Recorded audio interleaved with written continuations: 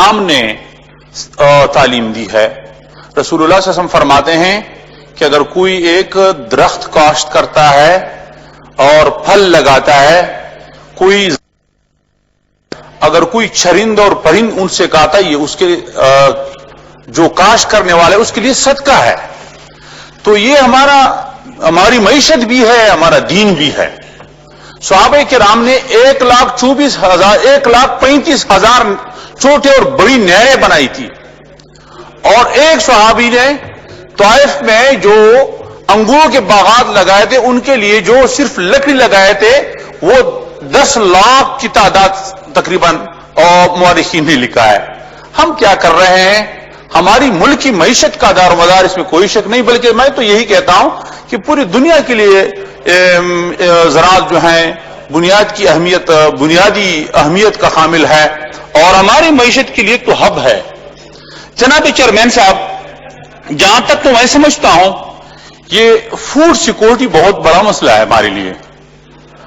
ہمارے foreign currency کے مد میں فوڈ کے حوالے سے جو ہمارا نقصان ہو رہا ہے, اور ایک زرعی ملک کے ناطے ہم اپنی ضروریات کو درآمد کرتے ہیں, ہمارے لیے شرم کا مقام ہے. اور کب تک ہم اس پارلیمنٹ میں 22 کروڑ کے معزز ایوان میں صرف باتوں پر اکتفا کریں گے؟ اب تک ہم نے کچھ کیا نہیں. یہ کسان کے لیے یہ ہمارے جو قحط ہے ان سے کچھ حاصل نہیں ہوتا.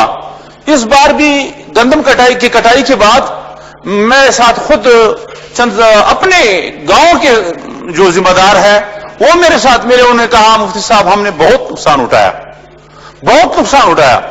اور جناب چیئرمین صاحب ایک خاص چیز کا توجہ آپ کا ضرور مانگتا ہوں, وہ یہ کہ اس بار جو نقصان ہوا ہے یہ کیڑے مار ادویات نہیں, ان کی وجہ سے بہت نقصان ہوا ہے.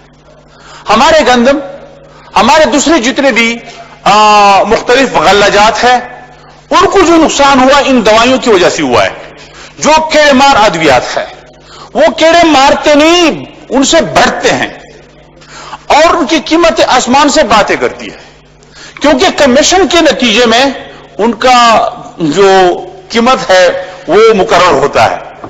تو خدا را ان فیکٹریوں کو سیل کرے جو اس قسم کی دوائیاں تیار کرتے ہیں کہ کسان اس پر بھاری بھر مال اور پیسہ خرچ کرتا ہے اور اس کا نتیجہ رزلٹ صفر ہوتا ہے. تو ایک طرف یہ کسان ان سے دھوکہ کھاتا ہے, وہ تو سوچتا ہے کہ میں نے اس پر اسپرے کیا یہ میرا فصل بچ جائے گا, اس کے نتیجے میں فصل تو نہیں بچتا, ان کا نقصان بھی ہو جاتا ہے اور اس کا فصل بھی تباہ ہو جاتا ہے. تو ایسے دوائی ساز فیکٹریاں ان کو سیل کرے, ان کو پر جرمانے لگائیں تاکہ کم از کم قوم کے بنیادی ورکر جو کسان ہیں ان کے ساتھ اس قسم کے ڈرامے بند ہو جائے. تو اس کے علاوہ جی جناب چیئرمین صاحب, ہمارے زراعت کے حکومت کے اکثر 2 شعبے ہوتے ہیں, توسیع اور تحقیق کا.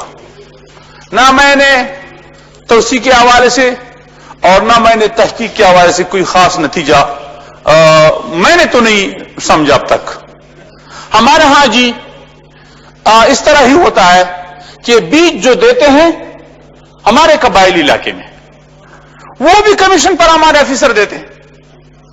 یقین جانے میں اس اور ہمارا استحقاق مجروح ہوا ہے.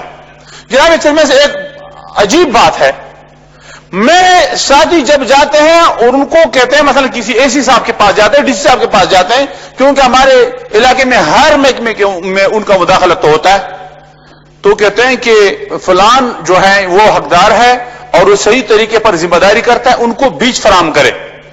نہیں, ایک مافیا ہوتا ہے اس کے دفتر میں اور وہ کلرک سٹاف ہوتا ہے, اور جو بھی اے سی ڈی سی ہمارے میرے خیال کے میں 6 ضلع آتے ہیں, 6 ڈی سی 6 اے سی تحصیل میرے ساتھ وابستہ ہوتے ہیں.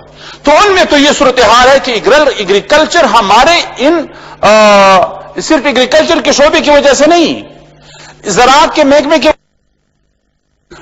یہ ایگریکلچر منسٹری کی وجہ سے تباہ نہیں, وہاں کے جو انتظامی محکمے ہیں ان کی وجہ سے تباہ ہے. ان کا رول ختم کرے اس میں, یعنی اس کا رول ختم کرے کہ ڈی سی اور اسی کا کم از کم جو ایڈی ہمارے ایگریکلچر کا ہوتا ہے وہاں مقامی زراعت کا ان سے ان کا رول ختم کرے. وہ رشوت پر وہ مجبور کراتے ہیں, بیج ان کو دیتے ہیں, وہ کیا نسل والے جو پھل فروٹ وغیرہ جو فراہم کرتے ہیں اس میں وہ سب کچھ کاتے ہیں. تو اس حوالے سے ان کی بھی دھیان کرے. اور دوسری بات یہ ہے کہ ہمارے علاقے میں بہت سے ایگریکلچر ایسے علاقے ہیں, زراعت کے علاقے ہیں کہ اس میں دشمنیاں چل رہی ہیں, اور اس کا جی جناب چیئرمین صاحب عام پاکستانیوں کو پتہ بھی نہیں ہے. ہمارا تمام مرجر ایریا جو ہے فاٹا, ایکس فاٹا جو اس کو کہتے ہیں, میں تو فاٹا اس لیے کہ دیکھا اب تک تو کچھ ہے نہیں وہاں مرجر کے حوالے سے. وہاں نہ صوبائی حکومت ہے نہ مرکزی حکومت ہے, اور دشمنیاں چل رہی ہیں. صرف درہ میں 3 قوموں کی دشمنیاں ہیں, اور ہمارے علاقے میں آ جائیں دشمنیاں ہیں. ایفار ٹانک میں دشمنیاں ہیں. یہ کرما میں جو دشمنی ہے یہ زمین پر ہے. یہ زمینی تعداد جب تک حل نہ ہو تو ایگریکلچر خاص ترقی کرے گی. ہمارے لوگ جو ہیں لڑتے ہیں, اور شمالی وزیرستان میں اسی زمین پر لڑائی شروع ہے. اس کے لیے کوئی حل نکالے کہ وہاں کوئی نظام تو آ جائے, ہمیں امن میسر ہو. وہاں رات کے وقت ہمارا کوئی ذمہ دار کسان نہیں نکل سکتا کہ آپاشی کے لیے, تو ہم کیا کریں؟ تو ہمارے لیے سب سے زیادہ ضروری ایگریکلچر کے لیے ہم تو ہمیشہ اطعمہم من جوع وآمنہم من خوف. اطعمہم من جوع دونوں چیزیں لازم و ملزوم قرآن فرماتے ہیں, جو ان کے سیاق و سباق سے معلوم ہوتا ہے. تو ہمیں تو کس طرح میسر ہوگا جو امن نہیں, جب امن نہیں ہو تو عام میسر نہیں ہوگا. تو عام کے لیے ضروری ہے, فوڈ کے لیے ضروری ہے کہ پہلے ہمارے لیے جو زمینیں ہیں وہ اس کے ہم تو مالک تو بن جائیں. اب ہوا میں ہیں ہم تمہارا فاٹا جو ہے وہاں یہ بندوبستی علاقہ نہیں, ریونیو کا کوئی سسٹم وہاں نہیں. تو کوئی حل نکالے اور وہ پرانا نظام بحال کرے جرگے کا, تاکہ ان تمام زمینوں کا فیصلے ہو جائے. وہاں پولیس نام کی کوئی چیز نہیں. خود پولیس ڈی پی او سے ہمارے بہت اچھا آدمی ہے, انہوں نے مجھے کہا مفتی صاحب پولیس والے وہاں نہیں جا سکتے. ایک ڈی پی او نے مجھے خود کہا, کیونکہ قبائل نے کہا کہ پولیس والے مانتے نہیں, اور یہ لیویز اور حصہ کی حیثیت ہم نے ختم کر دی, اور ڈی سی اور اے سی سے پولیٹیکل سسٹم کی طاقت ہم نے چھین لی. تو یہ ہمارے لیے بہت بڑا مسئلہ ہے. تو اس کے علاوہ جو میں تو یہی کہتا ہوں کہ کسان جو ہیں, یہ زراعت جو ہیں, اس سے صرف ہمارے فوڈ کا مسئلہ حل نہیں ہوتا, ہمارا روزگار اس کے ساتھ وابستہ ہے. ہمارے ٹریکٹر ڈرائیور جو ہوتا ہے ان کا اس کے ساتھ یعنی رزق وابستہ ہے. یہ ٹیکسٹائل مل والے, یہ اگر کپاس نہ ہوتا تو کس طرح ہم چلائیں گے؟ یہ حتیٰ کہ میں تو یہاں تک کہتا ہوں کہ اسٹیل مل والے جو لوہا تیار کرتے ہیں, اسٹیل تیار کرتے ہیں, وہ گاڑی جو بناتے ہیں, تو ان کا گزارا بھی زراعت سے ہوتا ہے. کیونکہ اگر زراعت ترقی پذیر ہو جائے, ترقی نہ کرے, تو وہ تو یہ ذرائع بھی تیار نہ کریں گے. تو بہرحال زراعت کے لیے جن چیزوں کی ضرورت ہے ان کو سستا بنائیں, دوائیاں سستے داموں مل جائیں, اور اچھے دوائیاں جو یعنی 2 نمبر کی دوائیاں نہ ہو. اور اس کے علاوہ جو ہیں پانی مہیا کیا جائے. ہمارے علاقوں میں پانی مہیا نہیں, کرک میں, لکی مروت میں, ٹانک میں, ڈی خان میں, جنوبی اضلاع میں, آپ ہمارے علاقے کے ساتھ بہت قریب رہتے ہیں. تو پانی کے ذخائر تباہ ہو رہے ہیں, اور قرآن نے فرمایا ہے, حدیث نے فرمایا کہ اسراف اور تبذیر حرام ہے. تو وضو میں پانی اگر زیادہ ضائع کرتے ہیں تو یہ ناجائز ہے. تو یہ تبذیر کس طرح جائز ہوگا؟ تو بہرحال میں آخری بات کرتا ہوں, تو اس شعر پر اختتام کرتا ہوں, جس قید سے کسان کو میسر نہ ہو روزی, اس قید کے ہر خوش ہے گندم کو جلا دو. مہربانی. تھینک یو جی. رانا ارادت شریف خان صاحب جی.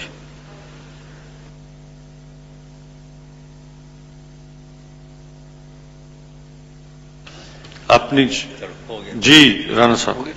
بسم اللہ الرحمن الرحیم. شکریہ جناب اسپیکر. سب سے پہلے میں آپ کو خراج تحسین پیش رولنگ دی, اور آپ نے امپلیمنٹ کروا کے سیکٹری ایگریکلچر کو اس ہاؤس میں لے کے آ کے اس ہاؤس کا جو عزت ہے اس میں اضافہ کرایا.